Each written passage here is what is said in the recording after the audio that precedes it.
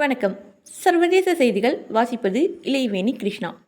ஒரே மாதத்தில் 6 புயல்கள் கரையை கடந்ததால் பெரும் பாதிப்பு பிலிப்பைன்ஸ் நாட்டில். தெற்காசிய தீவான பிலிப்பைன்ஸ் கடந்த ஒரு மாத காலத்தில் 6 புயல்களால் மிகப்பெரிய அளவில் பாதிப்புகளை எதிர்கொண்டுள்ளது. அங்கு கடந்த 3 வார காலத்தில் 5 புயல்கள் கரையை கடந்துள்ளன. கடந்த மாத பிற்பகுதியில் பிலிப்பைன்ஸில் டிராமி புயல் தாக்கியதில் ஒரு மாத காலத்தில் பெய்ய வேண்டிய அளவுக்கு மழைப்பொழிவு வெறும் 24 மணி நேரத்தில் கொட்டி தீர்த்தது. இதனால் பல்வேறு நகரங்களிலும் கடும் வெள்ளப்பெருக்கு ஏற்பட்டது குறிப்பிடத்தக்கது. இதனால் வீசிய சூறைக்காற்று மற்றும் கனமழை வெள்ளத்தால் பாதிக்கப்பட்டு உயிரிழந்தோர் எண்ணிக்கை 160 கடந்துள்ளது. இந்த நிலையில் கடைசியாக பிலிப்பைன்ஸின் கிழக்கே அமைந்துள்ள கேட்டண்டுவானஸ் தீவில் மேனி புயல் சனிக்கிழமை நள்ளிரவு கரையை கடந்துள்ளது. அப்போது மணிக்கு 195 கிலோமீட்டர் வேகத்தில் சூறைக்காற்று தொடர்ந்து வீசியதாகவும் காற்றின் உச்சபட்ச வேகம் மணிக்கு 240 கிலோமீட்டர் வரை சென்றதாகவும் வானிலை ஆய்வு மையம் தெரிவித்துள்ளது. மழைப்பொழிவு அதிகளவில் இல்லாமல் போனாலும் காற்றின் வேகம் அசுரத்தனமாக இருந்ததால் பெரும் பாதிப்பு ஏற்பட்டுள்ளதாக மீட்பு பணி அதிகாரிகள் தெரிவித்துள்ளனர். இதன் பாதிப்புகளால் ஏற்பட்டுள்ள உயிரிழப்பு விவரங்கள் இன்னும் முழுமையாக வெளியாகவில்லை. இதன் காரணமாக கடலில் அலைகள் சுமார் 7 மீட்டர் உயரத்துக்கு ராட்சச அலைகளாக எழும்பியதால் கடற்கரை பகுதிகள் மிகுந்த சீற்றத்துடன் காணப்பட்டன. ஏராளமான மரங்கள் முறிந்ததுடன் மின் கம்பங்களும் சரிந்து விழுந்துள்ளதால் மாகாணம் முழுவதும் மின் விநியோகம் தடைபட்டுள்ளது. பல வீடுகள் பலத்த சேதமடைந்துள்ளன. அங்குள்ள மொத்த மக்கள் தொகையில் பாதிக்கு பாதி பேர் சுமார் 80,000 மக்கள் நிவாரண முகாம்களில் தங்க வைக்கப்பட்டுள்ளனர். புயல் கரையை கடந்துவிட்ட போதிலும் ஞாயிற்றுக்கிழமை வடமேற்கு திசையில் நகர்ந்து லூசான் பகுதியை தாக்கும் என்றும் எச்சரிக்கப்பட்டுள்ளது. மேனி புயல் மற்றும் அதற்கு முந்தைய 2 புயல்களால் ஏற்பட்ட பாதிப்புகளில் இருந்து மக்களை தற்காத்து கொள்ள முன்னெச்சரிக்கையாக சுமார் 4 லட்சம் மக்கள் பல்வேறு நிவாரண முகாம்களில் தங்க வைக்கப்பட்டுள்ளதாக அரசு அதிகாரிகள் தெரிவித்துள்ளனர்.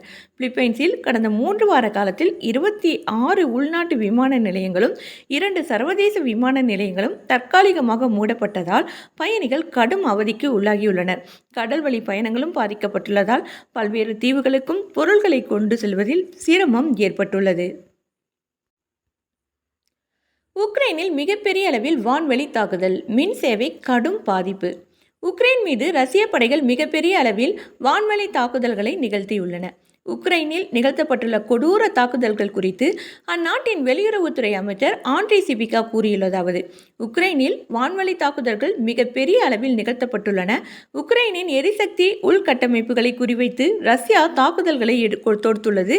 அமைதியான நகரங்களில் இரவு வேளையில் ட்ரோன்கள், ஏவுகணைகள் ஏவி தாக்குதல்கள் நிகழ்த்தப்பட்டுள்ளதால் மக்கள் கடுமையாக பாதிக்கப்பட்டுள்ளதாகவும் இதன் காரணமாக தலைநகர் கீவ் உள்ளிட்ட கிழக்கத்திய 3 பிராந்தியங்களில் மின் தடை ஏற்பட்டுள்ளதாகவும் கூறினார். மிஸ் யூனிவர்ஸ் ஆனார் டென்மார்க் அழகி. டென்மார்க்கை சேர்ந்த விக்டோரியா கெயர்டெல்விக் உலக அழகி பட்டத்தை வென்றுள்ளார். 2024ஆம் ஆண்டிற்கான உலக அழகி பட்டத்திற்கான போட்டி மெக்சிகோவில் கடந்த சில நாட்களாக நடைபெற்று வந்தது.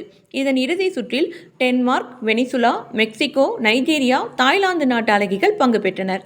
ஆரம்பம் முதலே கவனம் ஈர்த்த டென்மார்க் அழகி விக்டோரியா கெயர்டெல்விக் இறுதி சுற்றில் நடுவர்களின் கேள்விக்கு நீங்கள் எங்கிருந்து வந்தாலும், உங்கள் கடந்த காலம் எதுவாக இருந்தாலும் அதை உங்கள் பலமாக மாற்ற நீங்கள் எப்போதும் தேர்வு செய்யலாம் என பதிலளித்துள்ளார். இந்த பதிலால் கவரப்பட்ட நடுவர்கள் இந்த ஆண்டின் உலக அழகியாக விக்டோரியா கெயர்டெல்விக்கை அறிவித்தனர்.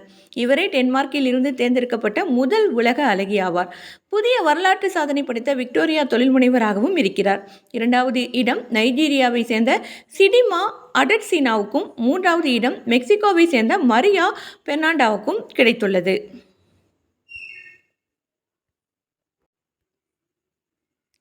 லெபனான் தலைநகரில் இஸ்ரேல் தாக்குதல், மக்கள் வெளியேற அறிவுறுத்தல். லெபனான் தலைநகர் பெய்ரூட்டில் இஸ்ரேல் இராணுவம் தொடர்ந்து தாக்குதல்களை நிகழ்த்தி வருவதால் அங்குள்ள மக்கள் வெளியேற அறிவுறுத்தப்பட்டுள்ளனர். பெய்ரூட் புறநகர் பகுதிகள் பலவற்றில் இன்று தாக்குதல்கள் நடத்தப்பட்டுள்ளதால் பெய்ரூட்டில் பதற்றமான சூழல் நிலவுகிறது. இந்த நிலையில் ஹிஸ்புல்லாக்களை குறிவைத்தே இந்த தாக்குதல்கள் நிகழ்த்தப்பட்டுள்ளதாக இஸ்ரேல் இராணுவம் தரப்பில் தெரிவிக்கப்பட்டுள்ளது.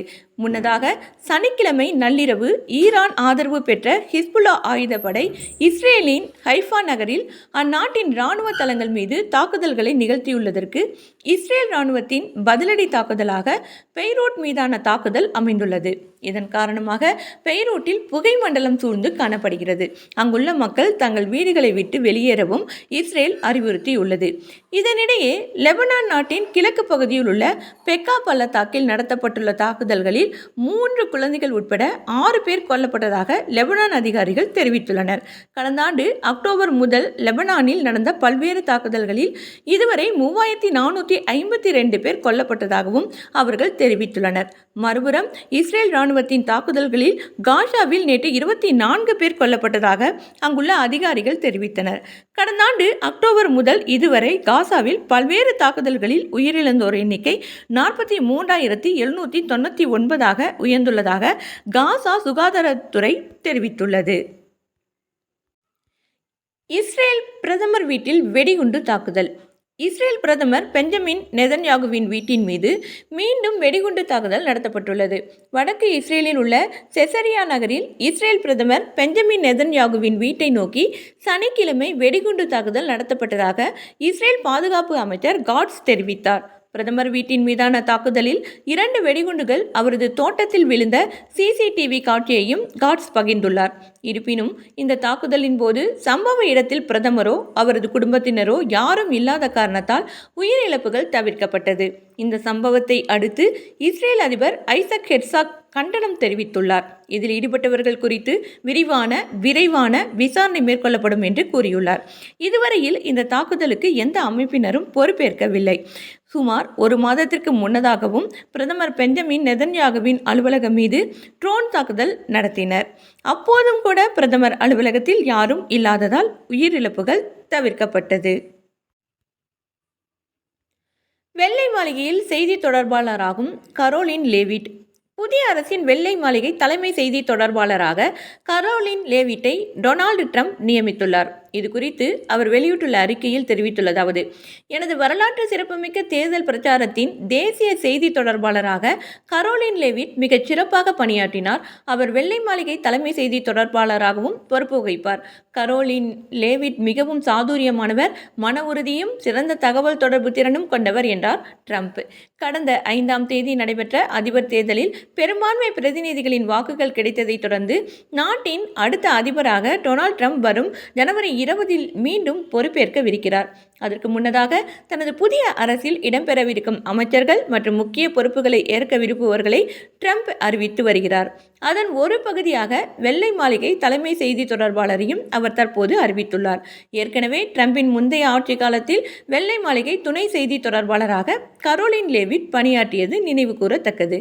முன்னதாக புதிய அரசில் அமெரிக்காவின் அனைத்து உளவு அமைப்புகளின் நடவடிக்கைகளையும் கண்காணிக்கும் தேசிய உளவு இயக்குனர் பொறுப்புக்கு அந்த நாட்டின் முதல் ஹிந்து நாடாளுமன்ற உறுப்பினரான துளசி கபாட், முக்கியத்துவம் வாய்ந்த வெளியுறவுத்துறை அமைச்சர் பொறுப்புக்கு புளோரிடா மாகாண செனட் சபை உறுப்பினர் மார்கோ ரூபியா, பாதுகாப்புத்துறை அமைச்சர் பதவிக்கு பாக்ஸ் நியூஸ் தொலைக்காட்சி நெறியாளர் பீட் ஹெக்ஸட், சுகாதாரத்துறை அமைச்சராக முன்னாள் அதிபர் ஜான் எஃப் கென்னடியின் உறவினர் ராபர்ட் எஃப் கென்னடி, அமெரிக்க அரசு அமைப்புகளின் செயல்திறனை மேம்படுத்துவதற்கான துறையின் தலைமைக்கு தொழிலதிபர் எலான் மஸ்க் மற்றும் இந்திய வம்சாவளியை சேர்ந்த விவேக் ராமசாமி, அட்டர்னி ஜெனரலாக மேட் கேயட் ஆகியோரை ட்ரம்ப் நியமித்தார். சீனாவில் மீண்டும் கத்திக்குத்து, 8 பேர் உயிரிழப்பு, 43 பேர் காயம். சீனாவின் வூக்ஸி நகரில் 21 வயது இளைஞர் நடத்திய கத்திக்குத்து தாக்குதலில் 8 பேர் உயிரிழந்தனர், 43 பேர் காயமடைந்தனர். பொதுமக்கள் ஆயுதம் வைத்திருப்பதற்கு தாராள அனுமதி இல்லாத அந்த நாட்டில் இதுபோன்ற தாக்குதல்கள் அதிகரித்து வருவது குறிப்பிடத்தக்கது. சொந்த பிரச்சனைகள் காரணமாக சமுதாயத்தை பழி தீர்க்க இத்தகைய தாக்குதல்கள் நடத்தப்படுவதாக கூறப்படுகிறது. சுகாய் நகரில் மனைவியிடமிருந்து விவாகரத்து பெற்ற கடன் நெருக்கடியால் பாதிக்கப்பட்ட நபர் காரை மோத செய்து நடத்திய தாக்குதலில் 35 பேர் உயிரிழந்த சில நாட்களில் இந்த சம்பவம் நடந்துள்ளது குறிப்பிடத்தக்கது. இந்திய சீன எல்லையில் பதற்றத்தை தணிப்பதே அடுத்த பணி. ஜெய்சங்கர். இந்திய சீன எல்லையில் படை விலக்கல் நடவடிக்கை மேற்கொள்ளப்பட்டதை அடுத்து அங்கு நிலவும் பதற்றமான சூழலை தணிப்பதே அடுத்த பணி என வெளியுறவுத்துறை அமைச்சர் ஜெய்சங்கர் சனிக்கிழமை தெரிவித்தார். கிழக்கு லடாக்கில் உள்ள எல்லை கட்டுப்பாட்டு கோடு பகுதியில் இரு நாடுகளிடையே கடந்த 4 ஆண்டுகளாக நிலவி வந்த மோதலுக்கு தீர்வு காணும் வகையில் கடந்த மாதம் எல்லை ஒப்பந்தம் கையொப்பம் இடப்பட்டது. இதையடுத்து இந்தியா மற்றும் சீனா ஆகிய இரு நாடுகளும் படை விலகல் நடவடிக்கையை மேற்கொண்டன. இதைத் தொடர்ந்து டெப்சாங் மற்றும் டெப்சோக் ஆகிய பகுதிகளில் இந்திய ராணுவம் ரோந்து பணியை தொடங்கியது. இது தொடர்பாகவும் பல்வேறு விவகாரங்கள் தொடர்பாகவும் தனியார் பத்திரிகை நடத்திய கருத்தரங்கில் பங்கேற்ற ஜெய்சங்கரிடம் கேள்வி எழுப்பப்பட்டது. அதற்கு பதிலளித்த அவர், கடந்த மாதம் சீனாவுடனான எல்லை ஒப்பந்தத்தின் அமலாக்கத்தால் படை விலகல் தொடர்புடைய பிரச்சனைகள் முடிவுக்கு வந்துள்ளன. இதைத் தொடர்ந்து அங்கு நிலவும் பதற்றமான சூழலை தணிப்பதே அடுத்த கட்ட பணியாகும். இருப்பினும் படை விலகலை மேற்கொண்டுள்ளதால் இருதரப்பு உறவில் முன்னேற்றம் ஏற்பட வாய்ப்புள்ளது. ஒட்டுமொத்தமாக சீனாவுடனான இருதரப்பு உறவில் பல்வேறு சிக்கல்கள் உள்ளன. உலகளவில் பல நாடுகளில் அரசியல் நிலைத்தன்மையற்ற சூழல் நிலவி வரும் நிலையில் தொடர்ந்து 3வது முறையாக பிரதமராக மோடி தேர்ந்தெடுக்கப்பட்டிருப்பதை எளிதாக எடுத்துக்கொள்ள முடியாது.